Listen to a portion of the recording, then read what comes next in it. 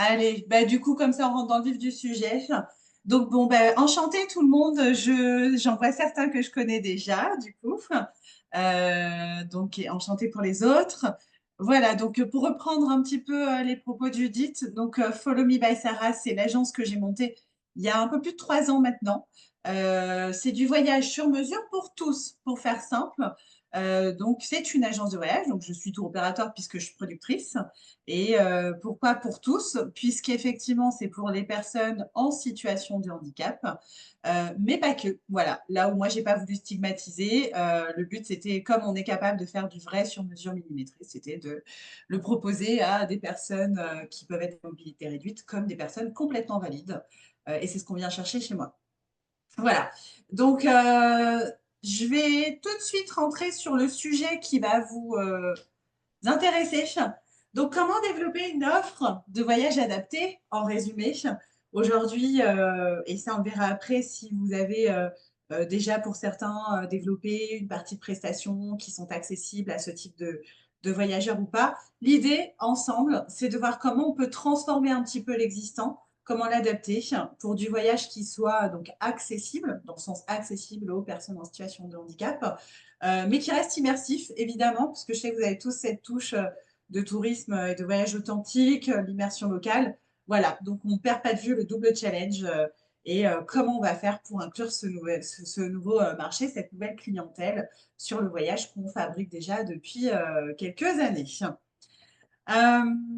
Comment je peux vous accompagner sur ce sujet? Donc, et bien sûr, à des degrés et des envies différentes, hein, j'imagine. Donc, il y a plusieurs domaines. Je pense qu'on a des producteurs, qu'on a des vendeurs, qu'on a un petit peu tout le monde dans cette conférence. Il s'agit donc déjà tout simplement d'identifier les prestations accessibles que vous pouvez avoir dans vos papiers, si je puis dire. Il y en a certainement, donc il faut savoir mettre le doigt dessus.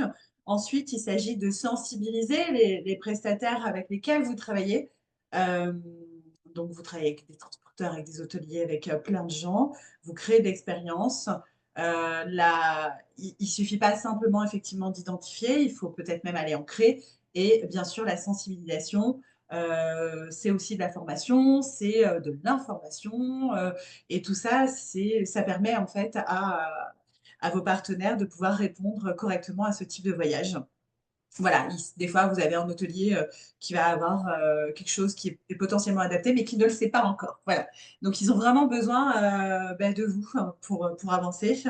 Ensuite, comment on élabore une gamme de produits adaptés pour tous? On verra un petit peu plus loin pour tous que ça peut être très, très large, mais c'est ça la bonne nouvelle, c'est que c'est un vrai gros marché. Et ensuite, comment on va adapter nos méthodes de vente? Parce que oui, identifier, produire, créer de l'expérience sur mesure, authentique, qui soit adaptée à plein de gens, etc., c'est chouette. Mais comment on en parle et comment on le met sur la table? Il y a des termes, évidemment, et il y a des façons de s'adresser à ce type de personnes et de façon fluide. Voilà, donc c'est comme ça que je peux vous emmener sur le sujet. Donc, comment ça va se passer? Donc, je pense que tout le monde est un petit peu au courant de la configuration de ce petit webinaire. Donc, on est ensemble pour 1 heure environ. On verra si on peut se permettre de dépasser un petit peu. L'idée, c'est que je vous présente un petit peu tout ça là pendant une petite demi-heure et qu'on se garde une petite demi-heure pour échanger, poser des questions, débriefer. Enfin, voilà. N'hésitez pas à noter et même si c'est des remarques, des interrogations qui vous paraissent être un peu trop directes, on y va, on est là pour ça, il n'y a pas de tabou. Voilà, je tiens vraiment à casser les codes sur le sujet, vraiment, allez-y. Et je vous guiderai en fonction de ça, il n'y a pas de souci. Et bien sûr, cette présentation, je vous l'enverrai après. Sachant que là, je vais vous raconter déjà un petit peu la base du voyage adapté et de comment moi je suis venue à ce sujet. Ça me paraît être hyper important pour que vous puissiez vous immiscer dedans, pour que vous puissiez vous plonger un petit peu dans ce sujet. Je pense qu'on est tous des passionnés voyage si on est là. Et puis des passionnés de voyage, des passionnés de la vie. Je fais souvent le lien. Donc voilà. Donc moi, je vous explique un petit peu la genèse de mon idée, de mon activité, de mon agence en fait, parce que tout ça, c'est un petit peu lié. Donc au niveau professionnel, on vient tous d'horizons différents. Moi, j'ai fait mes études dans le tourisme. jusqu'à ma licence internationale. J'ai à présent déjà 17 ans, d'expérience en France et dans le monde. Pourquoi? Parce que j'ai travaillé dans des tours opérateurs à Paris, à Lille. J'ai ouvert, une agence également à Lille et j'ai également travaillé comme vous en agence réceptive, mais plutôt côté Asie, donc à Bangkok et à Saigon. Donc voilà, donc moi je me base sur une forte expérience entre production, vente, management, direction d'agence et également accompagnement client, que ce soit groupe ou individuel. Euh, voilà, et ensuite j'ai également été formée dans un des tours opérateurs pour lequel je travaillais à Paris et à Lille. J'ai été formée à ce fameux tourisme accessible, bien qu'on en parlait très peu et qu'on en parle pas encore énormément. Voilà, donc ça a été la première sensibilisation. Et puis bien sûr, il y a une histoire personnelle, hein, c'est la question qu'on me pose tout le temps. L'histoire perso, évidemment, comme nous tous, bah, une grosse passion pour le voyage et surtout une passion pour le voyage engagé, hein. C'est vraiment le tourisme responsable et durable qui m'intéresse aujourd'hui. Et ce sur quoi on a envie d'en réinventer un peu le tourisme de demain. Voilà. Et moi, j'entends par tourisme responsable un tourisme également adapté à tous. Pourquoi on ne partirait pas tous en voyage finalement? Et pourquoi tout ce qu'on fait, nous, finalement, plus proche des populations locales, on n'emmènerait pas d'autres gens le faire? Et finalement, ce qui s'est passé, c'est que je vous note un événement, donc le 5 mai 2017. C'est un événement qui est assez dramatique, mais qui a permis de prendre un tournant, en fait, assez concret. Je voyage beaucoup. J'étais justement en voyage à cette période, à cette date précise, à Bornéo, donc en Asie, côté Malaisie. C'est une belle destination nature, assez hors des sentiers battus. On partait pour une excursion maritime avec une amie et des gens que je connaissais pas qui étaient dans le même bateau. On était quatre, donc tout petit comité. Et on a eu un accident en fait durant cette excursion au démarrage. C'est un accident assez grave puisqu'on a une personne qui a été projetée en dehors du bateau dans un fleuve donc qui était infesté de crocodiles. Mais c'est pas finalement ce destin qui l'attendait, c'était plutôt bah, le choc en fait hein, d'un accident qui va vite, où on se pose pas de questions, où j'ai accompagné ce monsieur que je connaissais à peine, hein, que j'avais rencontré le matin, qui partait prendre des photos des singes nasiques, pour la petite histoire, qui sont très rares sur Terre, avec nous. Et voilà, et ce monsieur, je l'ai accompagné jusqu'à l'hôpital. Voilà, c'était quelqu'un qui vivait à New York, enfin qui vit toujours à New York d'ailleurs, qui a été grièvement blessé au point d'être paraplégique aujourd'hui. C'est une personne qui voyageait énormément, particulièrement hors des sentiers battus, qui avait une grosse entreprise, qui en était directeur à New York et qui a une femme, des enfants et des petits-enfants depuis peu. Et en fait, il s'appelle Dilep.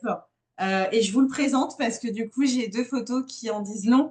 Voilà. Et en fait, Dilep, c'est une personne donc, qui est d'origine indienne, donc il est américain d'origine indienne, et ça prend tout son sens pour moi en tout cas parce que c'était l'Asie, hein, continent de mes premiers amours. Et là, je vous présente vraiment le dilemme du post-accident que je suis allée rencontrer chez lui, hein. C'est comme un deuxième papa d'ailleurs. Et voilà, et je suis fière de pouvoir vous le montrer vivant parce qu'on se demande tout le temps comment on vit après un accident, c'est quoi la suite et est-ce qu'on voyage? Alors oui, c'est pas la première question qu'on se pose, mais chez les grands voyageurs, c'est une question qui arrive finalement pas si tard que ça. Et aujourd'hui, je suis fière de vous le montrer en vie, tout simplement, et de vous le montrer avec sa famille, en fait. Donc là, c'est sa femme, son fils, et puis moi à ses côtés. Et voilà, c'est une grande, grande, grande histoire qui m'a portée, qui m'a fait souffrir. Voilà, on parle de voyage, on parle d'émotion, mais voilà, c'est des conversations qu'on a eues, de la reconstruction. Et le voyage, c'est ça aussi, en fait, c'est de la thérapie, c'est de la reconstruction, c'est la vie.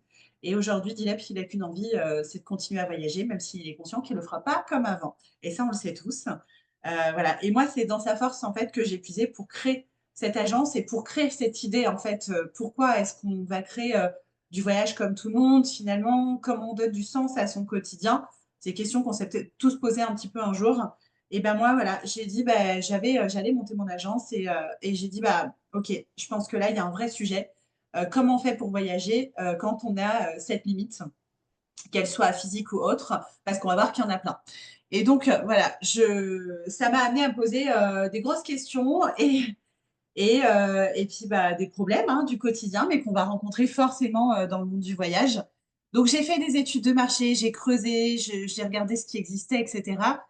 Voilà, pour vous faire un état des lieux du marché, il existe très, très peu de choses sur le voyage adapté aujourd'hui. Puis en plus, ça veut tout rien dire parce qu'il y en a qui pensent s'emparer du sujet, mais en réalité, c'est un sujet qui est quand même hyper vague. Et puis, on peut pas se spécialiser sur tout le handicap et sur que le voyage adapté. Enfin, voilà. C'est un terme qui est quand même bien à creuser. Je vous transmets quelques chiffres. Je ne vais pas vous faire toute l'étude de marché, mais pour vous dire qu'effectivement, il y a des limites, et ça, je n'ai pas besoin de vous l'illustrer. Aujourd'hui, c'est la taille du marché qui va nous intéresser. Pourquoi on se parle aujourd'hui? Parce qu'il y a un sujet, parce qu'il y a un marché, parce qu'il y a des gens qui sont en demande, et parce que tout simplement, en face d'une offre, il faut qu'il y ait une demande. Et bien aujourd'hui, on a une grosse demande et on n'a quasiment pas d'offres. Voilà, donc là, tout est dit.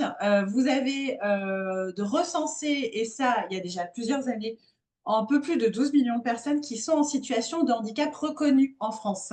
Je ne vous apprends pas que les lois font que de changer, donc ce qui est reconnu, ce qui ne l'est pas, ça veut tout et rien dire. Mais aujourd'hui, on serait même à plus de 20 millions en réalité, parce que le handicap est très vague et il prend de nouvelles tournures. On en parle de plus en plus, on parle de handicap visible ou invisible même temporaire, permanent. Donc, c'est quand même déjà officiellement plus de 12 millions de Français. Sans parler qu'au niveau mondial, c'est bien plus de 1 milliard de personnes qui sont touchées à un moment de leur vie par un handicap, que ce soit pour les personnes directement ou les personnes indirectement. Donc ça, c'est pour vous situer et vous dire, voilà, si un jour vous avez la demande, si vous voulez la déclencher, il y a du monde derrière. Et il y a un troisième chiffre qui me paraît hyper pertinent de vous transmettre, c'est le taux de conversion. Alors ouais, vous allez me trouver un peu brut de parler de ça tout de suite, mais on est là pour 1 plus 1 égale 2. Hein. Si on prend du temps, c'est parce qu'il y a des choses à faire. Je ne sais pas quels sont vos taux de conversion, mais chacun verra midi à sa porte. Grosso modo, dans un tour opérateur qui a une super com, un truc extra, une belle offre sur la place de Paris, dirons-nous, si on est sur du, allez, 15-20% de taux de transfo, c'est le bout du monde. Ça veut dire qu'on est déjà très fort et qu'on a tous les outils pour y arriver. On est tous conscients qu'on jette beaucoup de demandes, qu'on fait beaucoup de devis dans le vent dans le tourisme. Dans le tourisme adapté, quand on vous envoie des clients ou quand vous avez des clients en direct, c'est plus de 50%. Et quand je vous dis plus de 50%, moi, je suis plus à du 70-75%. Et encore, quand on ne les confirme pas, on sait pourquoi on ne va potentiellement pas les confirmer année N, mais peut-être année N plus 1. Voilà, donc il y a un profilage qui est assez précis à faire, il y a plein de choses, mais c'est pas du quasi sûr. Mais si on a les bons outils, c'est des choses qui sont hyper concrètes. Voilà. Troisième chose, un petit peu donc vraiment liée au monde du handicap, les différents types de handicap, je vous en parle parce que je sais qu'il y en a certains qui vous sont certainement venus en tête tout de suite, d'emblée. C'est naturel. Donc le handicap moteur, je pense que c'est celui qui revient le mieux, qui est le plus clair dans nos esprits peut-être, et pourtant qui est hyper vague. Donc oui, les personnes en fauteuil roulant, mais on n'aura pas le temps de rentrer dans les sujets en détail aujourd'hui. Mais en réalité, une personne en fauteuil roulant, tout dépend si c'est un fauteuil manuel, électrique, si la personne se lève pas. Enfin, voilà, c'est vraiment beaucoup de choses. Ça peut être des personnes avec des bâtons de marche, avec des cannes ou avec des béquilles. Et ça peut être tout simplement le handicap invisible. On parle de plus en plus de sclérose en plaques, par exemple. Et puis encore énormément d'autres choses. Vous voyez des gens qui marchent peut-être lentement dans la vie ou des personnes qui commencent à être âgées. On a tous des seniors qui voyagent. On en fait voyager même après 90 ans. Voilà, la mobilité réduite, elle nous touche tous à un moment donné, même si ça ne dure pas longtemps. Donc, au niveau moteur, le handicap moteur, c'est celui qui est peut-être le plus clair à viser. Ensuite, le handicap visuel. Je vous l'ai mis dans cet ordre-là, c'est pas anodin. C'est parce que moi, c'est mes plus gros segments de clientèle. C'est vraiment le handicap moteur et visuel qui reviennent le plus souvent. Et c'est ceux sur lesquels on s'éclate le plus à faire des beaux projets. Donc, le handicap visuel, c'est donc les personnes malvoyantes ou non-voyantes. Ensuite, le handicap auditif. Énormément de gens sont malentendants ou non-entendants. Je fais juste une parenthèse sur le handicap auditif. C'est pas les gens qu'on va le plus retrouver, vous comme moi, pour la simple et bonne raison que c'est des gens qui ont une forte communauté, qui fonctionnent souvent avec des associations, des groupes, etc. Et voilà, donc soit il faut faire du groupe spécifique pour le handicap auditif. Moi, je ne fais pas de groupe, donc je vous l'expliquerai après. Mais voilà, c'est pas ce qui tombe chez nous en priorité, mais ça peut arriver, donc il faut quand même être au fait. Ensuite, je vous ai bien différencié le handicap mental du handicap cognitif et psychique. Ça, on rentre plus dans les détails, donc je ne vais pas non plus m'attarder. C'est juste pour vous illustrer le handicap mental. on va avoir des gens qui ont une maladie qui est identifiée depuis petit, par exemple, qui sont encadrés par des structures médicalisées ou non, d'ailleurs, des foyers d'accueil même, et qui sont souvent sous tutelle ou même sous curatelle. C'est un marché qui n'est pas du tout à ignorer. C'est des gens qui ont de l'argent. On en parlera après également. Le budget fait peur. Il y a des gros tabous et il y a des gros clichés dans le voyage adapté. On pense qu'il n'y a pas de sous, mais en réalité, il y en a. Et même dans le handicap mental pour des gens qui sont au foyer. Je vous en dirai plus. Donc ça, c'est le handicap mental dans sa largeur. Ensuite, le handicap cognitif, je vous donne l'exemple le plus concret, et vous en entendez de plus en plus parler, même dans les films, c'est l'autisme, qui est sous énormément de formes également. Et là, on va pouvoir intervenir également avec nos connaissances et nos compétences terrain. Et le handicap psychique, j'en parle peu. Ce n'est pas les clients qu'on voit le plus souvent dans nos agences pour faire du voyage sur mesure. On va toucher. Alors, les voyageurs dépendants émotionnellement, c'est quoi? C'est des gens qui font de la dépression, qui sont dépendants d'autres personnes, etc. et qu'on ne sort pas facilement de leur cercle et de leur repère quotidien. Donc, je pense que ce n'est pas des gens qu'on voit encore beaucoup aujourd'hui en agence, mais c'est des gens qu'on va peut-être voir venir si on va les cibler. Parce qu'il ne faut pas oublier que le voyage, c'est aussi une espèce de thérapie assez objective et c'est de l'émotion, comme je disais tout à l'heure. Et là, on fait face à des gens qui ont besoin d'émotion. Voilà. Et la dernière chose, qui n'est pas des moindres, les maladies invalidantes. On n'y pense pas forcément d'emblée quand on parle de handicap. Eh bien, les voyageurs qui ont des pathologies, je pense premièrement à tout ce qui va être les différents cancers qui arrivent de plus en plus jeunes. Il ne faut pas croire, mais on adapte énormément de choses et c'est possible de voyager, même quand on fait de la chimio. Voilà, il y a un cadre à avoir, c'est tout. On entend de plus en plus la maladie de Charcot, ce que je ne souhaite pas malheureusement, mais moi je suis confrontée à plusieurs clients, j'en ai même perdu, enfin perdu dans le mauvais sens du terme malheureusement. Et voilà, donc les maladies, les pathologies en tout cas existantes font partie du handicap aujourd'hui. Bon, et puis je m'arrête là. Après, le handicap, potentiellement, c'est aussi une famille avec des enfants, avec les poussettes, comment on fait dans les avions, comment on emmène le lait en poudre, avec quelle compagnie, etc. En fait, le handicap, c'est tout simplement une limite. Donc, on ne va pas passer 3 heures sur les types de handicap, mais c'est vraiment ceux qui vont venir le plus souvent. Excuse-moi, Ensuite, Sarah, je veux pas te couper, mais j'ai pas trouvé la petite main pour lever la main pour poser une question. ah bah écoute, Je dis-moi. sais pas aller où ici, mais bon. Est-ce qu'en fonction de la typologie d'handicap, les demandes entre voyage local, moyen courrier, long courrier changent? Est-ce que Oui, la ça peut. destination justement Ouais. a à voir aussi avec la typologie d'handicap? Ouais, ça peut. Alors, ça peut, mais en réalité, c'est souvent nous qui les amenons. Alors, en fait, oui, tu vas avoir, par exemple, je parle des autistes. Si on a un enfant, par exemple, avec une famille, l'enfant est autiste, en général, ils vont pas avoir d'emblée envie d'aller loin. Parce que ça fait peur de sortir de ton repère quotidien. Et puis, tu te dis, ah là là, mince, si ça se passe mal et qu'on est au bout du monde, c'est un peu la galère. Donc, en fait, c'est des fois à nous de les guider pour dire, on peut peut-être commencer par des choses pas loin pour rebondir ensuite en fonction de comment ça se passe sur d'autres destinations. Là où dans ce voyage, je disais qu'on a un beau taux de conversion, c'est aussi parce qu'ils sont en totale écoute de toute l'expérience qu'on va leur amener, de tout le professionnalisme qu'on va mettre en avant. Et c'est là qu'on intervient. C'est-à-dire que contrairement à du tourisme, du voyage sur mesure, comme on peut tous le faire déjà depuis des années, où les gens arrivent avec un projet, une idée de destination, ou même 2 ou 3 destinations, des fois ils hésitent. Là, moi, j'ai constaté depuis que j'ai ouvert l'agence, donc je pense que c'est vraiment une tendance qui perdure dans le temps, euh, les gens ont le projet de voyager et pas forcément la destination qu'ils veulent visiter. Ils vont amener une situation, un cas concret de handicap, des fois un budget ou pas, et franchement, les budgets, c'est limite pas toujours le problème finalement.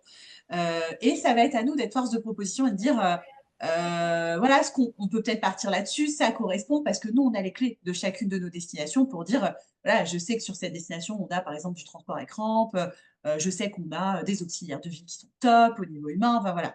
Donc, si ça répond un petit peu à ta question, et on en reparlera après si tu le souhaites, euh, oui, ça peut conditionner. La condition physique ou mentale de la personne va pouvoir potentiellement intervenir dans le choix de la destination.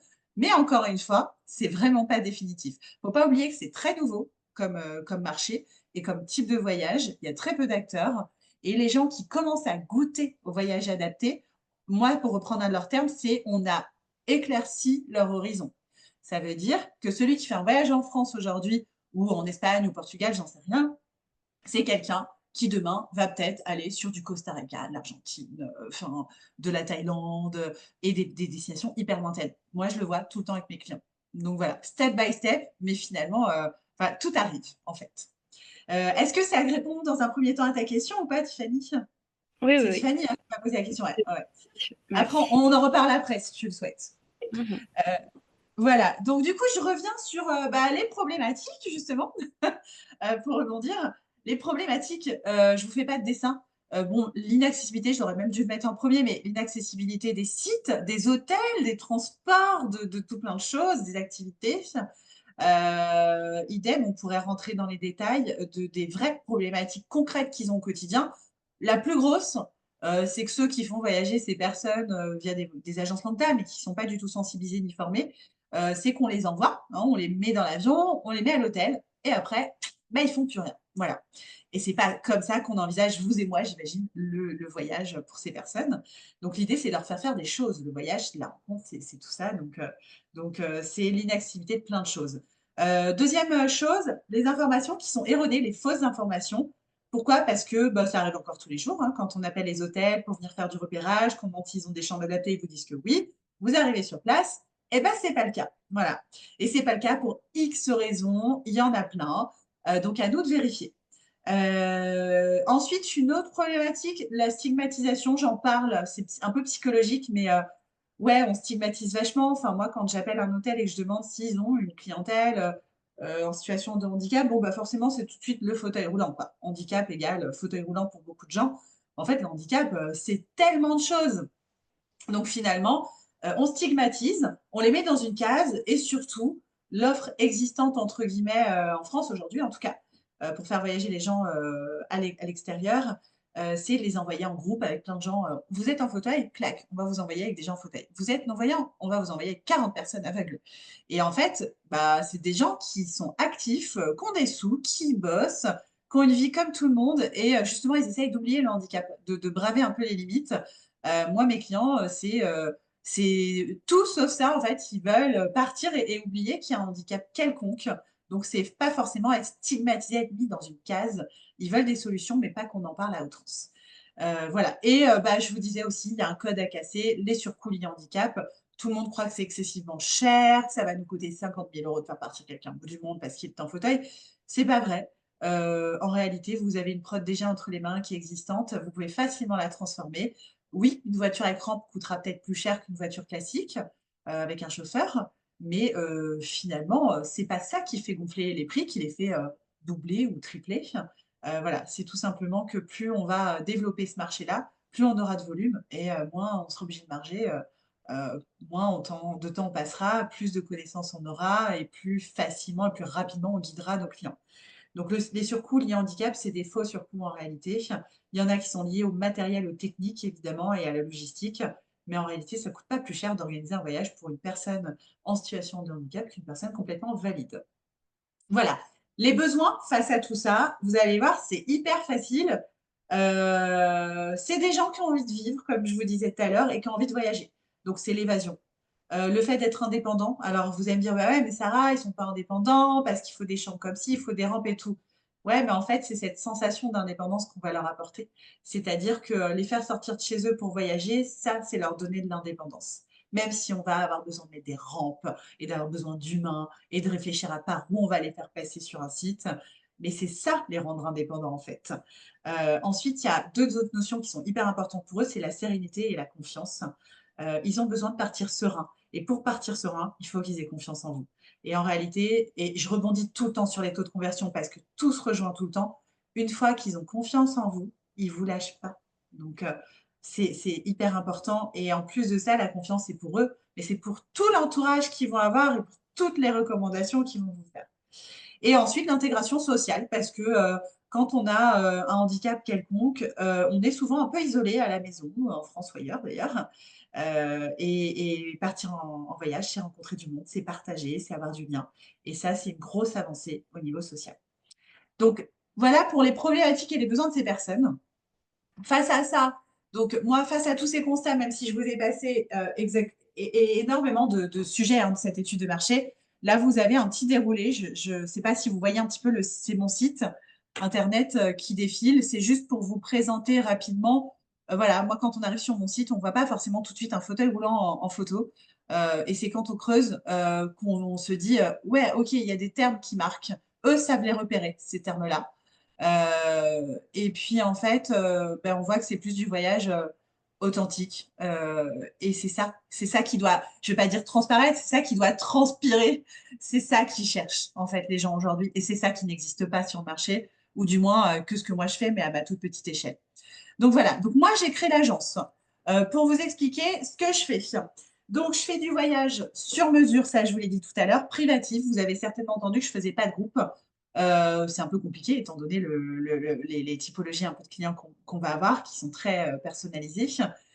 Donc je fais du FIT, mais je fais aussi du GIR. Je suis en train de lancer des petits voyages regroupés où je vais mixer des gens qui peuvent être en fauteuil, comme non-voyants, comme complètement valides. Et c'est là que la richesse intervient. Euh, donc, comment ça marche, en fait, le voyage adapté dans les grandes lignes? Ça passe déjà par le transport et les assistants spécifiques. Alors, je sais que vous êtes réceptif et que vous ne faites pas de vols internationaux. Toutefois, vous êtes certainement, selon vos destinations, amené à faire du vol domestique. Donc, c'est pas anodin d'écouter quand même ce sujet. Ça passe donc par l'aérien, par le train, par le transport terrestre aussi, la voiture, voiture avec chauffeur ou sans chauffeur. Le but, pour nous tous, c'est d'aller chercher sur vos destinations en production ce qui existe. Est-ce que vous avez des destinations où il y a des véhicules avec rampe, d'autres pas? On en a parlé avec certains quand on s'est croisé à Top Reza, donc je sais qu'il y en a sur certaines destinations et pas d'autres, évidemment. C'est pas parce qu'il n'y en a pas aujourd'hui qu'il n'y en aura pas demain non plus. Et c'est là, je rebondis sur la sensibilisation que vous pouvez faire avec vos partenaires. Plus on en parle, plus les choses existent. C'est assez facile finalement. Moi, je travaille sur Monténégro, ils n'avaient pas de véhicule avec rampe, et ben maintenant ils en ont un. Voilà. Ils en ont parce qu'ils se rendent compte que peut-être qu'ils vont avoir 3, 4, 5 clients dans l'année, puis que l'année d'après, ils vont en avoir 20, 25, l'année après, ils en auront 50, etc. Donc, le transport adapté, c'est avec rampe ou pas, en fait, hein. Ça peut être, et très souvent, des véhicules qui vont être plus spacieux pour pouvoir plier, mettre un fauteuil roulant manuel dans le coffre, tout simplement, sans oublier qu'il y a les bagages. Voilà. Donc, ça, c'est des petits automatismes qu'on acquiert avec le temps. On n'y pense pas, c'est pas inné en fait quand on n'est pas concerné, mais voilà. Donc c'est des transports et c'est des assistants spécifiques qui existent déjà et qui sont à mettre en place. Il y a des méthodes pour les mettre, il y a des chemins pour y arriver. Mais voilà, donc ça passe tout d'abord par le transport. Ensuite, ça va passer également par de l'hébergement adapté. Donc, l'hébergement adapté, c'est des hôtels, des chambres d'hôtes. Ça peut être chez l'habitant et ça peut être en fait du campement, ça peut être du safari camp, ça peut être énormément de choses, ça peut être du bateau. Euh, En fait, l'important, c'est pas de se dire, bon, bah, allez, je vais aller chercher tout de suite les chefs d'hôtel. Oui, chez Accor, on sait qu'ils ont quasiment tout le temps de la chambre adaptée. Ça peut bien nous dépanner parfois, ça peut être la demande des clients, mais non, le double challenge, c'est d'aller chercher de l'hébergement de charme à taille humaine qui soit authentique, qui raconte une histoire, qui a une âme, et on les aime pour ça. Et en fait, adapté, là, vous avez une photo qui en dit long parce qu'on voit qu'il y a deux barres d'appui, on voit qu'il y a un siège de douche, il y a les toilettes qui sont pas loin. Enfin, bon, là, effectivement, sur la photo, on voit pas trop le lavabo, mais on peut passer les jambes en dessous du lavabo. Là, c'est un peu la chambre entre guillemets parfaite en termes d'adaptabilité. Et encore, ça veut dire quoi? Rien, parce que ça va être adapté à une personne en fauteuil roulant, à une personne qui va avoir une canne, qui va pas pouvoir bien marcher, à un senior. Mais en réalité, ça va être aussi adapté à une personne qui est non-voyante, ça va être adapté à plein de gens. Et on n'a pas besoin non plus de tous ces équipements pour répondre à tous nos clients.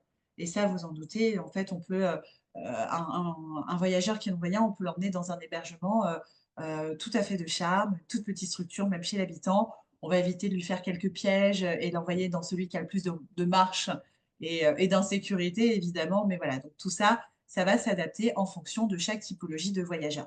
Donc, on a le transport, on a les hébergements à travailler. On a également les expériences, donc immersives et accessibles. J'aime beaucoup les deux, en fait, le fait que les expériences soient accessibles. Déjà, je parle d'expériences plus souvent que d'excursions ou de visites. Les musées, on sait, il y en a beaucoup qui sont adaptés, on sait aller les chercher, c'est pas un problème. les expériences telles que les ateliers de cuisine, telles que les rencontres dans les villages. Enfin, il y a énormément d'expériences qu'on peut créer en fonction des différents pays sur lesquels vous êtes. Il faut laisser parler notre créativité, notre imagination. C'est ça qui est chouette, c'est là qu'on entre en jeu. L'immersion locale, je trouve que c'est une très belle façon d'amener le voyage adapté, puisque c'est très facile même de déplacer une table, quitte à la mettre dehors si on a besoin de faire un atelier de cuisine. Donc finalement, c'est nous qui venons à eux. Et il y a des moyens également pour les personnes qui sont non-voyantes de transformer un petit peu tout ce type d'expérience. Donc j'entends par expérience vraiment tout ce qu'il est possible de toucher sur toutes nos destinations. Donc voilà, donc ça peut être en rapport avec les humains, ça peut être en rapport avec le culinaire, ça peut être en rapport avec les plantes locales, ça peut être énormément de choses, sachant qu'il y a un point d'honneur que moi je mets au quotidien à travailler, c'est l'expérientiel et le sensoriel. Et là, quand vous travaillez une production sensorielle, si je puis dire, donc autour des senteurs, du goût, du toucher, si on fait des ateliers de céramique, par exemple, etc. euh, non seulement vous allez pouvoir les proposer à des personnes qui sont en fauteuil, qui ne marchent pas très bien, qui sont malades, qui ne voient pas, qui n'entendent pas, qui ont une déficience mentale, mais vous allez pouvoir les proposer à tous vos clients qui sont valides. Donc là, vous allez pousser le truc à son comble, mais en fait, ça va répondre à tout le monde. Et quand vous créez une expérience pour une personne, bah forcément, vous allez checker tous les paramètres qui vont vous permettre de dupliquer cette expérience à toutes les typologies de voyageurs derrière. Donc voilà, donc je récapitule, on a le transport, les hébergements, les expériences, mais pas que. On a un domaine sur lequel vous intervenez peut-être que très ponctuellement avec des voyageurs complètement valides, c'est les prestations de services médicaux, l'allocation de matériel médical. Ça, c'est dans les cas les plus poussés parce qu'en réalité, c'est pas souvent, hein, enfin, c'est pas souvent, c'est pas tout le temps qu'on a ce genre de demande, mais toutefois, on peut les avoir. Et croyez-moi que dès qu'on les a identifiés, avant même d'avoir eu la demande, on est bien content et on paraît tellement pro quand on peut être réactif sur ces sujets. Voilà, on n'est pas à l'abri d'avoir quelqu'un qui a besoin du passage d'une infirmière. Ça peut être quelqu'un de complètement valide qui a eu, je ne sais pas, une petite intervention avant de partir et qui a besoin de changer des pansements, qui aura besoin d'une infirmière à destination. Comme ça peut être tout simplement une personne qui est en fauteuil roulant, qui a une pathologie, qui ne peut pas faire sa toilette seule et qui aura juste besoin d'une auxiliaire de vie. Peu importe la langue qu'elle parle, ça peut être très local, mais voilà, peut-être que c'est une personne qui aura besoin d'un petit peu, un petit vin de fraîcheur matin, soir, qu'on va faire intervenir. Et ensuite, ça peut être également donc, tout plein de choses hein, au niveau des services médicaux. Euh, voilà, donc c'est surtout auxiliaire de vie, service d'aide à la personne et infirmière qu'on va faire intervenir, et de l'allocation de matériel médical. Et l'allocation de matériel médical, en général, ça va être quoi? Ça peut être un fauteuil roulant. Moi, je sais qu'il y a des gens qui ont des fauteuils roulants hyper high-tech, hein, parce qu'en fait, il y a des sacrés matos maintenant, qui ne veulent pas abîmer dans les sauts des avions leur fauteuil roulant, hein, comme nos valises et qui vont préférer utiliser les fauteuils de l'aéroport ainsi que la location d'un fauteuil roulant sur place s'ils ne sont pas trop regardants sur la typologie du fauteuil. Ça peut être, ça peut être un déambulateur, ça peut être un lit médicalisé. Ça peut être tout simplement un lève-personne pour un lit médicalisé. Ça peut être un matelas spécifique. Enfin voilà, donc la location de matériel médical, c'est hyper vague et il en existe sur toutes les destinations, même sur les plus paumées. On l'a fait au fin fond de l'Afrique. Donc voilà. Mais c'est pas toujours évident à identifier quand on a une demande, qu'on a énormément de choses à penser. C'est un peu branle-bas de combat, on est stressé, on oublie un peu les détails dont on aurait besoin. Voilà, donc quand vous avez déjà un petit réseau, quand vous vivez sur place ou pas d'ailleurs, et que vous pouvez avoir déjà ces contacts-là en amont, et ben en fait, c'est une grosse partie du travail qui est mâché. Voilà. Donc ça, c'est vraiment cette partie-là. Il y a également une autre facette du voyage, c'est l'accompagnement de voyageurs. Donc je vous ai parlé de tout ce que vous faites finalement au quotidien, hein, mis à part peut-être donc les services médicaux et tout. Et l'accompagnement, je ne sais pas, on en parlera peut-être après tous ensemble. S'il y en a certains qui font de l'accompagnement ou pas, je ne sais pas, sur des petits groupes peut-être. Là, en l'occurrence, et ça peut concerner tout le monde, c'est vraiment une envie très personnelle. On organise des voyages pour les gens qui sont singuliers et certains ont besoin d'être accompagnés. Sur la photo, donc c'est un voyageur à moi que j'ai depuis le début qui s'appelle Louis-Georges. Il a une déficience mentale, Louis-Georges. Et il est adorable, hein, c'est un de mes chouchous au passage. Louis-Georges, à ne pas s'y méprendre, hein, il fait au moins 3 voyages par an, tous les ans. Il est adorable, on s'attache, hein, évidemment. Et c'est quelqu'un qui n'a pas toujours besoin d'un accompagnement permanent, mais qui va avoir besoin que sur certaines prestations. Il prend de l'indépendance et d'autonomie. D'ailleurs, ses éducs sont hyper fiers de lui, et c'est le voyage qui lui fait pousser des ailes, en fait, en partie. Et ça, je suis hyper fière de lui pour ça. Et moi, je l'ai fait beaucoup venir au Touquet quand j'étais basée au Touquet. Et maintenant que je suis à Lyon, il est venu du côté d'Annecy cet été. Et j'ai eu l'occasion de l'accompagner sur des prestations parce qu'en fait, j'avais besoin d'aller à Annecy. Donc, ce que j'ai fait, c'est que j'ai joint l'utile à l'agréable, si on peut dire. J'avais du boulot et en fait, je l'ai accompagné sur des prestations. On est allé dans les alpages, au fin fond de nulle part, parce qu'il ne peut pas conduire, donc forcément, je l'ai emmené. Et on a été faire la traite des vaches. On a été goûter du fromage, du vin. Enfin voilà, on a fait plein de choses ensemble. Et ça permet d'être sur le terrain, ça permet d'être avec nos clients, peu importe qu'il y ait un handicap ou qu'il n'y en ait pas. C'est hyper formateur. Je ne sais pas si vous avez eu l'occasion de le faire un jour, que ce soit sur de l'individuel ou du groupe. En tout cas, c'est bon à faire même ponctuellement, même si c'est qu'une fois par an. Et encore plus quand les personnes ont cette singularité du handicap, parce qu'on en apprend énormément, tant sur la partie pur voyage que sur la partie handicap, que la partie adaptée, en fait, le voyage accessible. Voilà, donc ça, c'est un peu, je boucle la boucle, mais c'est un peu toutes les prestations qui vont revenir dans le voyage adapté. Et naturellement, une toute dernière, mais ça, vous le savez déjà, c'est l'assistance. Là, c'était mon bureau tout cas. Euh, L'assistance 7-7, 24-24, je pense qu'on est tous pareils là-dessus. Ça paraît un peu fou de dire qu'on est disponible pour nos clients avant, pendant et après leur voyage. Enfin, ou ça paraît pas fou, ça paraît juste bateau. Je tiens à le dire quand j'entends des échos sur la concurrence, aussi lointaine soit-elle, il y a énormément d'agences qui font pas forcément d'assistance. Et ça, les clients le retiennent parce que bah, des aléas, il y en a de plus en plus, que ce soit dans le voyage adapté ou non. Et voilà. Donc ça, ça fait une différence extrême dans ce voyage adapté. Euh, voilà. Donc ça, là, on a balayé toutes les prestations. Je vous partage quelques photos pour illustrer un petit peu ce voyage un peu théorique dont je vous parle depuis tout à l'heure. Là, on a un de mes gros clients aussi qui s'appelle Bertrand, qui est non-voyant, complètement non-voyant, qui habite en France. Et là, il est en Albanie. Et je dirais qu'il ne regarde pas l'histoire, il écoute l'histoire et il touche l'histoire. Il est sur le site d'Apollonia, qui est un superbe site archéologique dans les hauteurs de l'Albanie. Et voilà comment une personne aveugle, si je puis dire, découvre un site culturel autre que sensoriel, etc. Et vous voyez là, les images parlent d'elles-mêmes. Je vous présente également Valérie, une de mes clientes qui m'a suivie depuis le début, qui voyage également tous les ans. Elle est pro-France. Par contre, Valérie, je ne sais pas si on la verra sur Modestie. Elle est très écolo et bah, l'empreinte carbone, c'est un peu compliqué. Donc, elle se tue à voyager en voiture et en train. En tout cas, elle est hyper alignée avec ces valeurs-là, ce que je respecte tout à fait. Elle partira plusieurs fois par an. Valérie a une sclérose en plaques. Je me permets, elle est énormément elle est ambassadrice de plein de marques dans l'accessibilité. Elle connaît plein de beaux mondes. Elle habite à Paris. Elle bouge, enfin, elle a plein d'idées, elle va de l'avant. C'est une ancienne athlète. Et voilà, et la sclérose en plaques, vous connaissez peut-être pour certains, c'est évolutif. Donc là, on la voit avec des bâtons de marche, mais Valérie, elle est quand même en fauteuil roulant la plupart du temps. Elle a un fauteuil électrique et en fait, les voyages, à chaque fois, ça lui permet d'avancer davantage et de reprendre les bâtons de marche et d'essayer de se lever. Et c'est grâce à son mari aussi qu'elle le fait, qui est son rock, pour reprendre ses termes. Pour la petite histoire, elle n'aime pas utiliser le mot fauteuil roulant, mais plutôt véhicule personnel. Voilà. Ben voilà, c'est Louis-Georges, vous l'avez vu tout à l'heure. Là, il était au Touquet avec moi. Louis-Georges, donc, qui a une déficience mentale, donc un handicap mental, qui est sous tutelle. Là, vous avez Marie-Odile. Peut-être que certains la connaissent. Marie-Odile Vincent, c'est une personne qui est en fauteuil roulant. On s'est rencontrés quand je travaillais chez Confort des Voyages, voilà, pour ne pas les citer. Elle est en fauteuil depuis toute petite, en fait, suite à une maladie.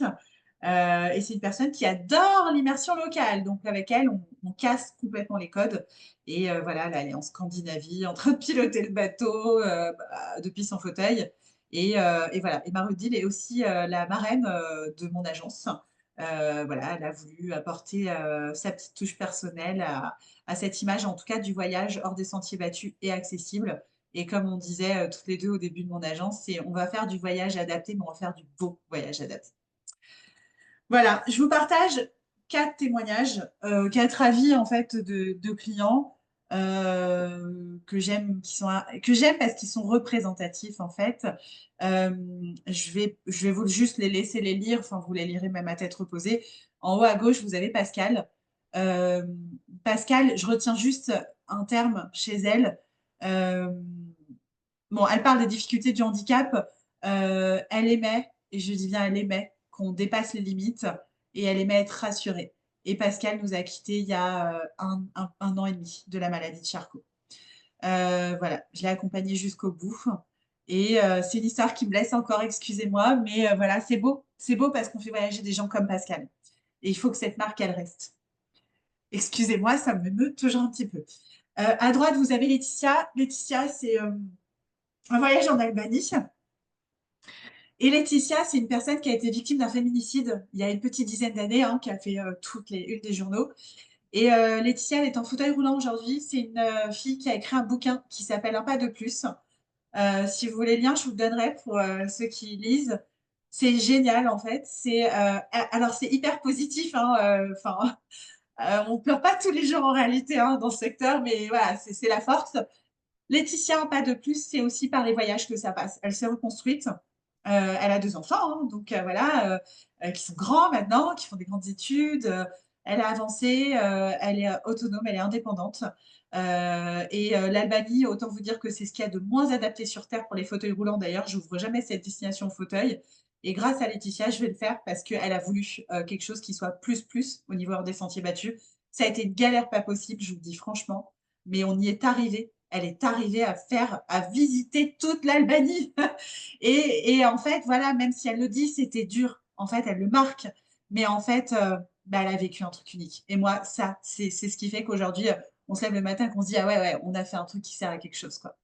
En bas, vous avez un voyage de noces au Sri Lanka. Je vous le mets pour vous dire à quel point bah, dans ce monde, on a des gens qui ont un handicap ou pas. Eux, ils n'ont pas du tout de handicap.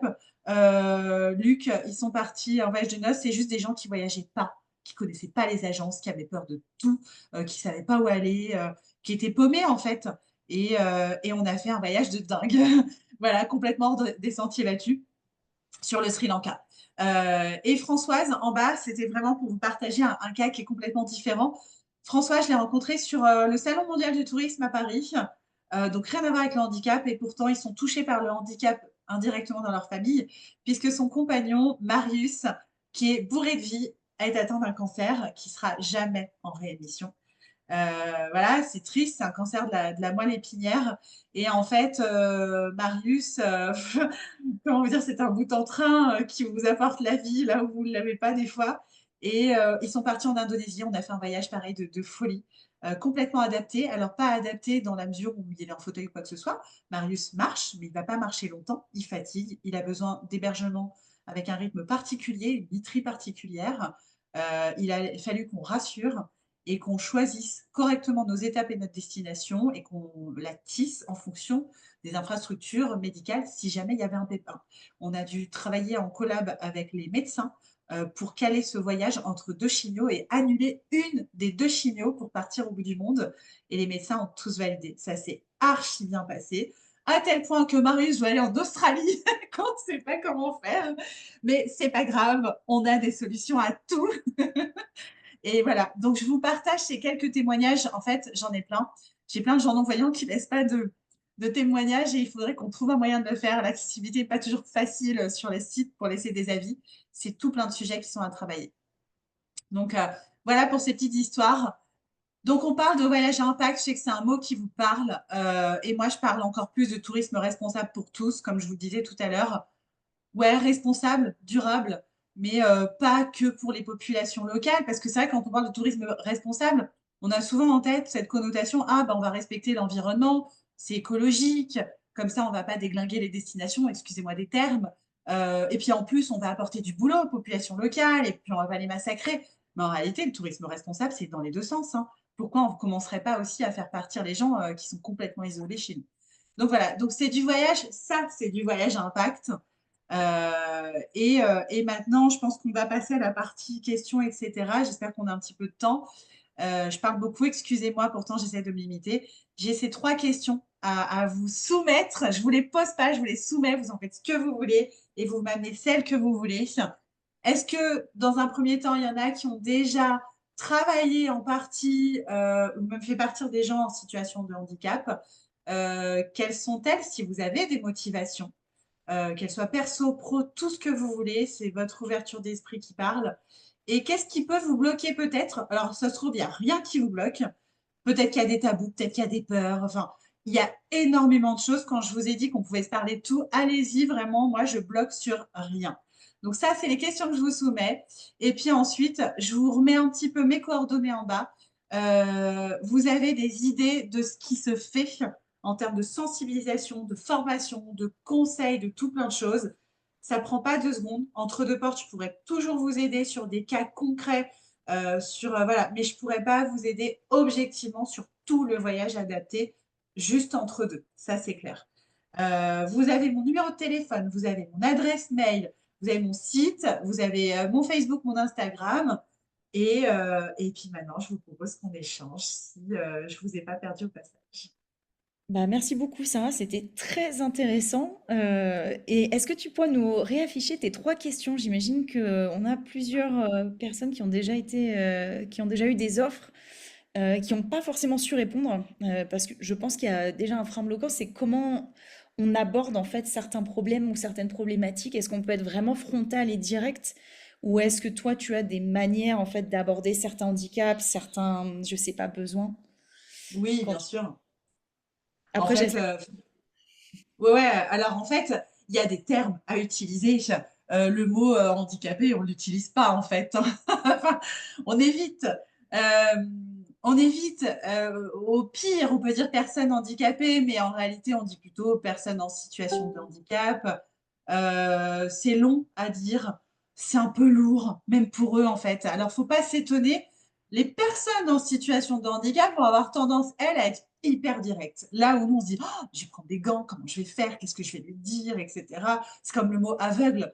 Bah, ça se dit, en fait, c'est pas du tout péjoratif. Ils l'utilisent. Et c'est comme le mot, le terme voir. Je sais pas si ça vous arrive souvent, mais quand on parle de voyage, on dit souvent, ah, mais vous allez voir, c'est génial. Ou, ah, bah, sur ce site, on peut voir ça, sur cette destination. Et là, on se rend compte d'un seul coup qu'on se dit, oh, mais j'utilise le terme voir, mais 10 fois par paragraphe, quoi. Et comme de fait exprès, avec un non-voyant. Et en fait, eux, ils l'utilisent et ils disent, mais attendez, mais moi, je regarde la télé. Et on se dit, ah ouais, mais vous faites comment, du coup? Voilà, il y a beaucoup de dérision, il y a beaucoup d'humour. Il faut savoir à qui on s'adresse, il faut tâter un petit peu le terrain, il faut être un peu subtil. Faut être humain, en fait, c'est tout. Ayez un peu de bon sens, c'est tout. Et voilà, il faut vraiment débarrassez-vous, en fait, des préjugés, on s'en fout des préjugés.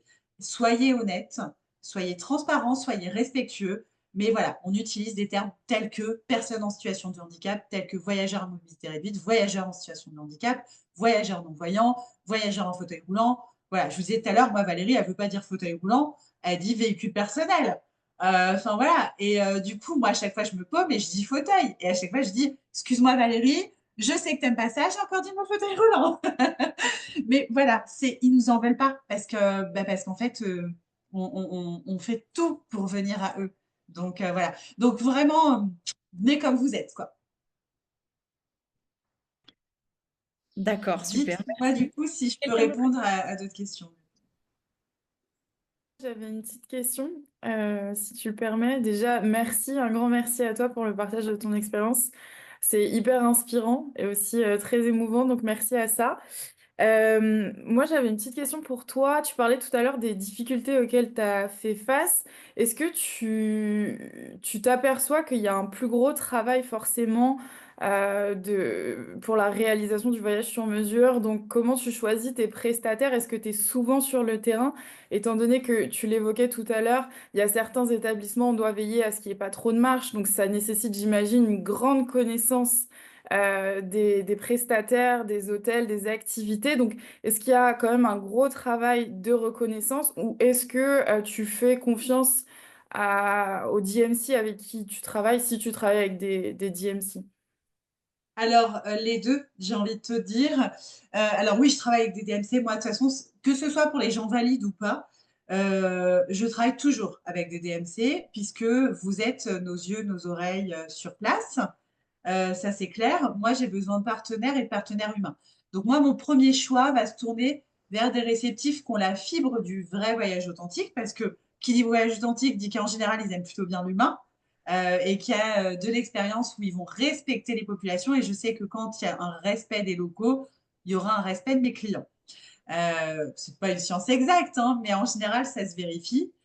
Donc déjà, il y a ce choix-là de travailler entre partenaires où on se comprend, où on a les mêmes valeurs. C'est hyper important, hein, c'est pas que du vent, hein, ce que je dis là.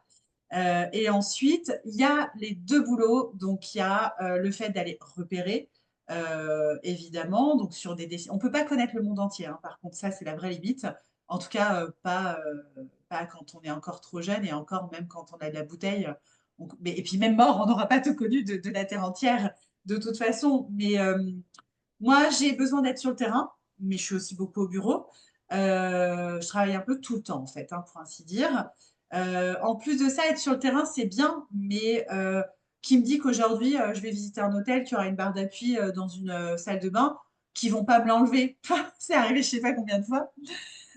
Donc voilà, donc ça voudrait dire, et on le fait déjà tous pour tous nos clients lambda, on a tous déjà visité des hôtels, 6 mois ou un an plus tard, selon les destinations et les cultures locales, bah ça bouge parce que le management n'est plus le même sur telle ou telle infrastructure et que c'est plus la même qualité, hein. On a tous déjà eu des problématiques ou des litiges parce qu'on avait une retour qualité sur une prestation et qu'on l'avait plus un an après parce qu'on n'avait pas été revisiter l'hôtel et qu'on ne peut pas y être toutes les nuits non plus. Donc, il y a de la reconnaissance terrain, il y a de la confiance avec mes réceptifs, parce que je ne peux pas être partout, et avec les partenaires qu'on choisit. Donc, c'est une chaîne. Et encore, moi, ça va peut-être, par exemple, découler de moi, passer chez vous et terminer chez vos prestats sur place. Donc, il faut vraiment qu'on soit tous hyper forts dans nos partenariats, qu'on s'entende, qu'on se connaisse et qu'on se comprenne, en fait. Ça, c'est la clé, mais c'est vraiment, vraiment la clé. On peut plus sur ce sujet-là. Et après, il y a d'autres stratégies. Il y a les photos, il y a les vidéos. En réalité, si on ne peut pas être sur place, qu'on a une urgence, que des fois, moi, j'ai des clients, mais qui ont un cas hyper compliqué, qui veulent partir dans moins de 2 mois, hein, et au bout du monde. Et ouais, on a une sacrée tendance ces derniers temps, qui est parfois flippante, mais qui est hyper concrète. Et bah, là, on n'a pas le temps d'aller au bout de la Colombie, par exemple, checker si il y a une marche et comment elle est dans tel hébergement de charme. Ben, en fait, si vous avez un super prestat, la meilleure des choses, c'est de demander une petite vidéo qui vous enverra sur WhatsApp et qu'on se retransfère ou des photos. On n'a pas besoin de 150 trucs, on arrive à juger. Et moi, c'est des choses que je partage souvent avec mes clients quand on est en train de construire comme ça. Ils comprennent aussi des fois pourquoi ça peut prendre du temps, qu'on leur envoie pas un devis comme ça en 24 heures. C'est parce qu'on est parti fouiller. Et ça, mais vous êtes sûr à 99,9% que le gars, il partira pas de chez vous. C'est sûr, parce qu'il sait que vous êtes en train de tout farfouiller, quoi. Donc voilà, donc pour répondre à ta question, effectivement, il faut être sur le terrain, mais pas que. Il faut user de tuyaux qu'on a au quotidien. Et des fois, il y a des gens qui ont une idée nouvelle et tu dis, oh, j'avais jamais pensé à faire ça. Et voilà. Donc, au fait, je me permets de vous tutoyer, hein. Ouais, oui, merci, merci. Voilà. Je me permets de rebondir sur ça parce que je me suis rendu compte, moi, en visitant plein d'hébergements, qu'il y a beaucoup de. Enfin, il y a des questions vraiment plus spécifiques à poser, pas juste est-ce que vous avez une chambre pour les personnes, par exemple, en fauteuil roulant? Parce que moi, ça m'est arrivé oui, oui, on a une chambre en fauteuil roulant, pour les fauteuils roulants, pardon, très bien, mais en fait, pour arriver dans l'hôtel, c'est des escaliers, il n'y a pas de rampe, et la piscine, elle est à l'étage et il n'y a pas d'ascenseur. Donc, en fait, il y a plein de questions à poser et pas juste oui, est-ce que vous avez une chambre, quoi? C'est vraiment après je sais pas comment enfin faudrait me poser enfin faire un formulaire détaillé parce que même pour envoyer un WhatsApp, juste dire: «Est-ce que, vous pouvez m'envoyer la photo enfin la vidéo de la chambre?» C'est pas que ça et je pense qu'on s'en rend pas compte, quand on n'est pas dans le sujet, quoi. Ouais, c'est clair. Et en plus, ça va dépendre de la typologie de ton client, en fait, hein, parce que moi, je vais demander une ou deux barres d'appui si vraiment mon client en a l'utilité. Mais si je prends quelqu'un qui a plus l'usage ou quasiment plus l'usage de par les muscles de ses bras ou de ses jambes, concrètement, les barres d'appui, on s'en fout. Parce qu'en fait, il peut pas s'agripper. Donc, lui, il va avoir besoin d'une auxiliaire ou d'un accompagnateur de voyage. souvent, ils ont déjà les clés hein, quand ils voyagent sur des trucs comme ça. Mais voilà, là, je vais juste avoir besoin d'une chambre spacieuse, d'une salle de bain spacieuse, d'un écartement des portes et une vraie douche à l'italienne, en fait. Une big douche avec une big salle de bain. Mais les barres d'appui, je m'en contrefiche à ce moment-là. Donc, en fait, ouais, on peut faire des formulaires, on peut faire plein de choses, mais en réalité, il y a vraiment quelques questions clés à poser. Et surtout, il y a une façon très concise de le faire, parce que plus vous demandez de détails, moins les prestataires vont vouloir vous répondre. Ça, Ouais. c'est chiant pour eux, en fait. Donc, il y en a qui vont être d'accord et il y en a qui vont pas l'être. Après, attention, pour optimiser votre temps, en fait, c'est pour ça que ça passe par la prod au démarrage. Avoir une base de prod, c'est avoir déjà une longueur d'avance. Et avoir une base de prod, c'est pas avoir 15 hôtels sur chaque étape. Si on en a un, et le mieux, c'est même deux, si jamais il n'y a pas de dispo, forcément. Mais déjà un hébergement sur certaines des étapes qui nous permettent de faire un premier itinéraire un peu type, bah, on a déjà tout. Et l'hôtelier, vous ne l'embêtez pas en pleine saison à lui poser toutes les questions tirées par les cheveux, que de toute façon, il n'aura pas le temps, le gars. Il est en train de gérer plein d'autres choses, il n'a pas que ça à faire. Donc en fait, il y a des moments quand même où il faut bien travailler les prods de base pour avoir les bonnes réponses. Et ensuite, on n'a plus qu'à poser les questions un peu plus superflues le jour J, quoi. Est-ce que Bah, tu... c'est un peu pardon, qui parle? Ah oui, je disais que c'est un peu le qu'est-ce qui vous bloque parce que chez Terra Colombia, j'avais soumis l'idée justement d'une production sur ce thème parce qu'on n'a pas d'offre du tout et c'est quelque chose qui m'intéresse vachement. Et en fait, c'est vrai, dans le qu'est-ce qui vous bloque, c'est comment amener ça aux prestataires sur place, comment, si on peut leur dire oui, il faut absolument que vous mettiez quelque chose, etc. En fait, on ne sait jamais comment les prestataires réagissent et c'est un peu ça qui bloque des fois, j'ai l'impression. Ouais, tu as tout à fait raison.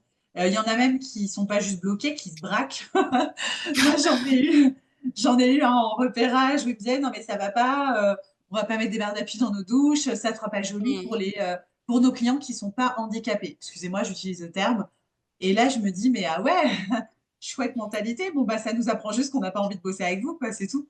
Enfin, moi, un C'est hôtelier clair. qui me répond ça, je me dis même pour mes clients lambda, hein, concrètement, j'ai pas envie de les envoyer. C'est que le gars, on n'a pas la fibre. En fait, il y a plein de clés aujourd'hui pour sensibiliser les partenaires. Et ça, c'est important parce que c'est les producteurs, Océane, je ne sais pas si tu es productrice ou si tu fais aussi du voyage sur mesure en plus. Ouais. Oui, oui, commercial et logistique, enfin, je Ouais. m'occupe des voyages Euh, sur mesure. alors, c'est un travail surtout à la prod de faire ça. Parce que Mmh. tu vois, si tu es surtout en vente ou autre, par exemple, bah, c'est pas au moment où tu as une demande que tu vas commencer à dire à ton partenaire: «Attends, j'arrive, je visite. Ah, bah, t'as pas de barre d'appui, tu peux en installer une, etc.» Ouais, c'est En clair. fait, c'est au moment où on fait de la prod, parce que quand on fait de la prod, on fait des repérages. On fait des repérages, on prend le temps. Les hôteliers vont prendre le temps parce qu'en général, si vous accueillent pour du repérage, c'est qu'ils veulent du business avec vous. S'ils veulent du business, ils vont être à l'écoute. Il y a des fois des grandes chambres avec des grandes salles de bain dans plein de pays. Une barre d'appui, aujourd'hui, ça existe des barres d'appui noires ou dorées, vous savez, style un peu industriel ou super charming et tout ça. Et en réalité, ils savent pas que ça existe, quoi. C'est tout. Donc, c'est des fois à nous de leur dire. En plus, ça peut servir à poser des serviettes ou à poser des petites fleurs fraîches. Enfin, on a tous vu déjà des petites fleurs fraîches posées sur la lunette des toilettes quand on arrive dans un hôtel de charme. Bon, bah, si on les pose sur les toilettes, pourquoi on ne les poserait pas ailleurs et sur une barre d'appui, par exemple? Donc voilà, c'est juste des idées pour dire, bah, regardez, on dédramatise, en fait, le handicap, c'est pas moche. Moi, je serais prête même à mettre une barre d'appui dorée dans ma salle de bain pour poser ma serviette. Et en même temps, le jour où j'ai un ami qui ne peut pas bien se tenir sur ses jambes ou depuis son fauteuil, qui a besoin de s'agripper, bah, il va voir ma super belle barre d'appui dorée, il va faire: «Ah ouais, Sarah, t'as mis un truc sympa.» Je dis: «Bah ouais.» Donc voilà. Donc en fait, il y a une façon de sensibiliser les gens, les partenaires, sur le fait d'avoir le matériel. Ça peut être une rampe amovible. Ça ne coûte pas si cher que ça. Il y a des pays même où ils les fabriquent. Enfin, on peut fabriquer une rampe en bois. On s'en fout que ce soit labellisé ou pas. Ça ne veut rien dire parce que les lois ne sont pas les mêmes d'un pays à un autre. Le but, c'est qu'il y ait de la sécurité et que ça permette de passer une petite marche des fois, tout simplement. Donc, sensibiliser, il y a une façon de le faire au niveau des prestataires. Et en fait, sensibiliser, c'est amener une idée, dire que ça existe, comment on peut le mettre en application, comment ils peuvent le faire et sous combien de temps, combien ça peut potentiellement leur coûter. Ça aussi, c'est d'être au fait un petit peu de tout ça pour leur apporter les réponses ils vont se poser ces questions-là. Et la deuxième chose, mais qui est primordiale, on parle tous business ensemble, hein. En fait, il faut complètement démontrer qu'ils ont un marché.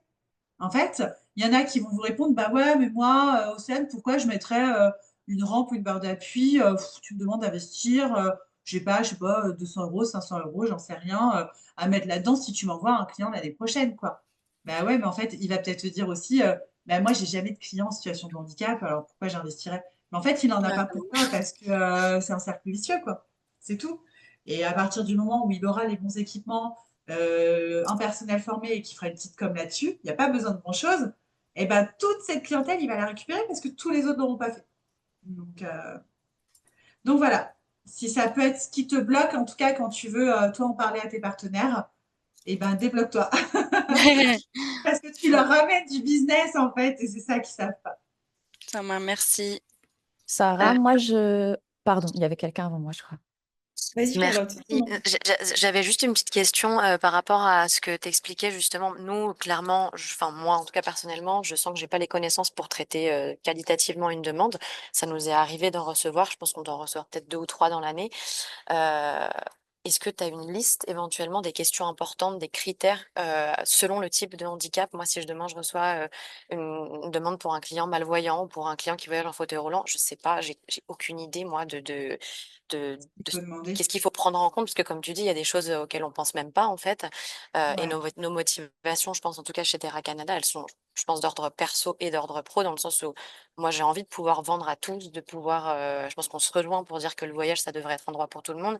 Mais et on veut aussi pousser nos ventes, fidéliser un nouveau type de clientèle. Ce que tu disais tout au début, justement, que le taux de conf, il est à plus de 50% sur ce type de clientèle. En effet, si chez Terra, on arrive à montrer que on est capable de fidéliser ces clients-là, c'est génial. Mais moi, je le vois quand je reçois Comment une demande faire? comme ça, je me dis waouh, mais c'est un boulot monstre et je n'ai même pas les capacités. Je n'imagine pas ce que ça peut être de voyager avec un handicap. Donc, je pense que tant qu'on l'a pas vécu, qu'on n'a pas accompagné sur le terrain, c'est très difficile d'imaginer ce qu'il faut prendre en compte. Donc, je ne sais pas si toi, tu as éventuellement une liste de questions que tu poses à tes prestats ou ouais, de la documentation en tout cas sur le sujet. Alors en fait, j'ai pas une liste, mais des listes. C'est ça en fait, c'est qu'autant c'est des gens qui ont une singularité, mais cette singularité, elle est plurielle. Et du coup, je pourrais te faire un. En fait, c'est pour profiler ton client. C'est au moment du profilage de la demande du client qui va faire ton argumentaire de vente, entre guillemets, c'est à ce moment-là que tu vas devoir poser les bonnes questions. Il y a des questions clés, je te rassure. Ça part pas dans tous les sens. C'est comme la vente, en fait. Il y a des vraies questions, il y a un vrai cheminement d'entonnoir à avoir, etc. Et puis après, tu vas t'adapter à la personne que tu as en face de toi. La seule chose qui va être compliquée, c'est de définir le cas spécifique de la personne parce que je ne vais pas avoir une liste.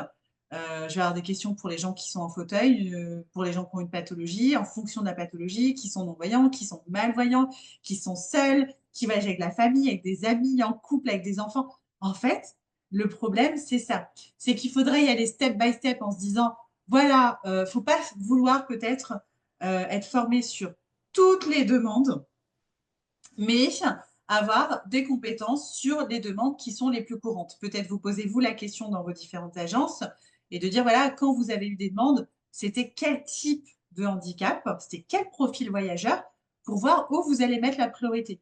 Et je pense qu'il faut vous éveiller un petit peu sur comment aborder un voyageur en situation de handicap en fonction de, est-ce qu'on va commencer par les fauteuils roulants? Moi, je vous le dis, c'est souvent fauteuils roulants et non-voyants qui reviennent le plus, hein. Donc après, le handicap mental aussi, mais ça dépend dans quelles circonstances. Euh, je pense qu'il faut peut-être prioriser sur ces cas-là. Et ensuite, effectivement, une liste, c'est possible. Mais en fait, la liste, si on ne vous l'explique pas pourquoi poser telle question, pourquoi demander, par exemple, il y a une question clé, est-ce que vous êtes en fauteuil manuel ou électrique? Et peut-être même que tu vas avoir tendance à ne pas poser la question si le gars il t'a appelé et qui t'a dit je suis en fauteuil électrique, je veux partir au Canada. Eh ben, tu vas peut-être pas penser que le gars, en réalité, il a un fauteuil électrique chez lui, mais souvent, ceux qui ont un fauteuil électrique, ils ont souvent un fauteuil manuel et ils vont pas te le dire d'emblée. Donc, ça va être à toi de rebondir en fonction de ce qu'il t'a dit pour dire, ah, attends, il m'a dit fauteuil électrique. Je sais qu'ils ont souvent le manuel parce que souvent, ceux qui ont un électrique ne veulent pas l'emmener en voyage pour pas l'abîmer, ils vont préférer prendre leur fauteuil manuel. Et puis parce que c'est plus malléable, tu peux plus facilement monter sur un bateau parce qu'on peut te porter, alors que le fauteuil électrique, tu peux pas. Si on a une destination où il n'y a pas de voiture avec rampe, tu ne pourras pas partir avec un fauteuil roulant électrique, tu pourras partir qu'avec un manuel. Et ça, il y en a qui n'en ont pas, il y en a qui en ont. Tu vois, donc en fait, en fonction de comment va se passer ton échange avec le client, c'est là que toi, tu dois avoir différentes clés pour rebondir un peu instinctivement. Donc l'exemple du fauteuil, c'est le plus gros exemple parce que, ouais, il est comment le fauteuil? S'il est électrique, s'il est manuel, s'il en a un, s'il en a deux, lequel il emmène? Est-ce qu'il se lève, le client? Est-ce qu'il ne se lève pas? Est-ce que le fauteuil se plie? Est-ce qu'il se plie à moitié? Il y en a qui se plient que à moitié, il y en a complètement. Il y en a qui ont des batteries, donc c'est un fauteuil électrique, mais les batteries sont de plus en plus amovibles. Donc il y a beaucoup des sportifs qui font ça, et du coup, ils ont un vrai super beau fauteuil, mais en fait, ils enlèvent la batterie et ça permet d'emmener leur fauteuil manuel et tout, donc c'est top. Et ça permet de le porter, surtout quand on enlève la batterie. Donc voilà, c'est difficile pour moi de te dire qu'il y a un questionnaire type. Je peux te donner une base, mais cette base, si tu sais pas comment l'appréhender, tu vas vite t'emmêler les crayons. Donc, Ouais, donc finalement, c'est pas tellement avec les partenaires locaux qu'il faut poser plein de questions, c'est à ton client et c'est là après que tu définis vraiment ton itinéraire, quoi. exactement. Et en fait, Mm. ça passe par la prod comme par la. En fait, il y a deux boulots à faire, hein. Il y a la prod et la vente. Et après, il faut mettre tout ça en lien. Mais après, ce qui est bien, c'est que vous avez souvent une destination, je crois, là, à chaque fois à gérer. Là où moi, j'ai la terre entière où tu te dis, ah, attends, le client, il a qu'un fauteuil manuel, où est-ce que je vais l'envoyer? Voilà, il y a des destinations, on sait que ça ne va pas fonctionner. On sait donc comment on va rebondir sur, ah, mais vous avez un fauteuil manuel, pas de souci, du coup, on peut organiser des choses comme ci, comme ça et tout. Vous pouvez vous lever. Ah, bah du coup, d'un seul coup, clac, ton champ des possibilités pour les hôtels, il s'est élargi, quoi. Tu sais que tu vas pouvoir l'envoyer parce qu'il n'y a pas de marche, même si on n'a pas le reste. On s'en fout du fait que ce soit labellisé ou pas, voilà. Donc, tu as un questionnaire, oui, de base, mais après, c'est un truc que tu vas devoir faire évoluer avec le temps. Et ça, c'est parce que tu te seras posé les questions, c'est parce que tu te seras peut-être aussi planté. Parce qu'en fait, il faut se planter, il n'y a que ceux qui font rien qui font pas d'erreur, hein, pour reprendre cette belle expression. Mais il faut se tromper un petit peu pour pouvoir arriver ensuite à poser les bonnes questions. Et encore une fois, je vous martèle ça en tête, c'est des gens comme tout le monde. Il faut juste que quand vous avez un call avec ce genre de client, il faut se concentrer sur ce que vous allez demander, ce qu'il va vous dire. Il faut vous projeter dans sa vie pour vous dire, OK, il est comme ça, il ne voit pas, il est en fauteuil, il fait ça. Ah, mais comment il va faire ça? Il ne faut pas hésiter à lui poser les questions et dire, OK, vous faites comment pour votre toilette? Enfin, moi, ça arrive souvent qu'on se retrouve dans des conversations presque intimes parce que, bah ouais, en fait, à un moment donné, on se dit, quelqu'un qui a une sonde urinaire, il fait comment pour faire pipi, quoi. En fait, est-ce qu'il a besoin d'y aller à un moment donné aux toilettes ou est-ce qu'il va fonctionner tout le voyage avec sa sonde? Est-ce que ça s'infecte? Est-ce que ça s'infecte pas? Est-ce que ça se change? Est-ce que ça se change pas? Enfin, on ne sait pas tout de suite, hein. On n'est pas né en sachant tout, en fait, hein. Et eux, pareil, en fait. Donc, euh, donc voilà, donc oui, je pense que là, tu as eu un peu la conscience de la multitude de cas que tu peux avoir en face de toi, mais on ne te demande pas de savoir répondre à tout le monde, sachant que tout le monde a une histoire différente. Et puis, tu vois, tu peux avoir un client qui va avoir la même situation qu'un autre, mais comme il n'aura pas le même mental, bah, la situation sera différente. Donc voilà. C'est Ok. vraiment à nous d'être forts en empathie, en fait, hein. Faut sortir nos antennes au max quand on a ses clients. Je Je voulais... sais pas, Louise, Ok, pardon. Charlotte. Non, tu avais encore un truc à dire, Louise? C'est bon? Ok. Euh, en fait, je voulais poser à peu près la même question que Louis, si tu avais déjà des questions préfaites. J'ai eu l'expérience avec un couple qui sont venus au Mexique et c'est la dame qui était valide qui m'a fait la demande et elle m'avait juste dit, bah, mon mari, il a un fauteuil, mais il est super dynamique et il peut faire les tours en bateau et tout, machin. Donc, moi, ce que j'ai fait, pareil, sans avoir d'expérience, j'ai appelé les hôtels et j'ai demandé s'ils avaient des chambres spéciales adaptées, etc. Et certains, oui, enfin, quasiment la plupart d'ailleurs, où j'ai fait en sorte de les mettre dans des hôtels où je savais plus ou moins. Et en fait, Ouais. une fois dans certains hôtels, quasiment la plupart, là où c'était des chambres accessibles, elles n'étaient pas si accessibles que ça, en tout cas pas pour lui. Par exemple, son fauteuil était trop large pour pouvoir passer devant le toilette, ou alors pour juste rentrer dans la douche, ou alors je demandais s'il y avait une marche pour rentrer dans la douche. L'hôtelier me disait non, et en fait, bah, il y avait une marche, mais une mini marche, mais pour lui, c'était pas possible. Et du coup, plusieurs fois dans le voyage, il m'a appelé en me disant: «Charlotte», il me dit: «Je sais que c'est pas de votre faute» et enfin, il était très, compréhensif et en même temps, c'est pas lui qui m'avait fait la demande, c'était sa femme. Sa femme, elle m'a jamais parlé de mesure de fauteuil roulant, elle m'a jamais dit s'il pouvait se lever pour se laver ou pas. Moi, j'en savais rien et j'ai pas posé les questions parce que j'avais pas l'expérience et du coup, après la première mauvaise expérience dans un hôtel, j'ai pu appeler les autres hôtels et vérifier et demander des photos de la douche, des marches et de savoir et tout. Et je me suis rendu compte que c'était un travail complètement, quand même différent de ce qu'on fait, en temps normal avec les valides, où on se pose pas du tout les mêmes questions et ça prend plus de temps.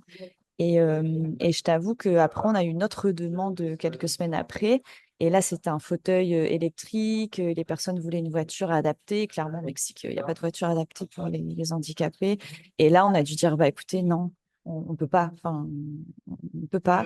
ouais. Et tu parles de la production, que c'est un gros travail de production et tu as raison, sauf qu'ici, dans les agences, je sais pas pour les autres, mais en tout cas pour nous, on est commercial, mais on est censé être aussi sur le terrain pour faire toute cette partie de production. On fait tout, mais on peut Ouais. pas tout faire. Donc, quand on est en reconnaissance, dans une journée, on visite peut-être 7-8 hôtels comme ça à la va-vite.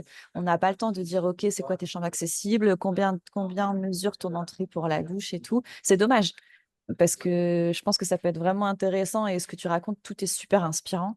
Mais ouais, ça, c'est les cas pratiques que j'ai déjà eu ici, au Mexique. C'est intéressant mais c'est pas si simple. Alors non, c'est pas simple du tout. C'est très intéressant aussi ce que tu dis, hein, les cas pratiques, parce que c'est comme ça qu'on apprend et en fait, qu'on découvre en fait. Et oui, les gens, tu vois, ils te font une demande et en fait, ils te donnent pas les infos. Parce que pour eux, ils le vivent tellement trop au quotidien que pour eux, c'est compliqué de nous dire, ouais, il y a, du coup, le fauteuil, il fait telle taille, est-ce que vous pensez que ça va passer? Ils se rendent pas compte en fait. Donc c'est vraiment à nous d'aller tirer les verres du nez. Puis Et les puis, locaux, ils sont pas habitués non plus. ah bah Quand je non, leur posais les questions, ils étaient là: «Attends, mais tu veux savoir, les mesures entre la douche et les toilettes?» Et j'étais là: «Oui». Du coup, on était tous un peu gênés parce que c'était des questions vraiment trop bah bizarres, ouais. quoi. Bah, c'est normal, ils découvrent. On peut Mmh. pas avoir un truc innovant qui soit facile. Sinon, ce serait pas normal. Mais des fois, Mais il y a des trucs, c'est vraiment, très bizarre. J'avais un hôtel et la cliente était, c'était une autre cliente, elle était en fauteuil roulant, mais elle voyageait avec une copine valide et elles étaient juste dans un all inclusif toute une semaine, donc c'était plus simple quand même et mmh donc j'ai prévenu l'hôtel, je leur ai dit: «Mettez-les en rez-de-chaussée, la cliente, elle est en fauteuil roulant».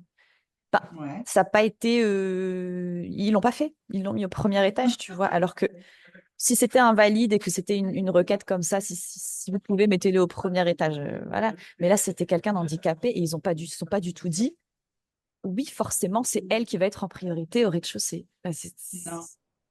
Et ça, c'est la sensibilisation de nos partenaires. Mmh.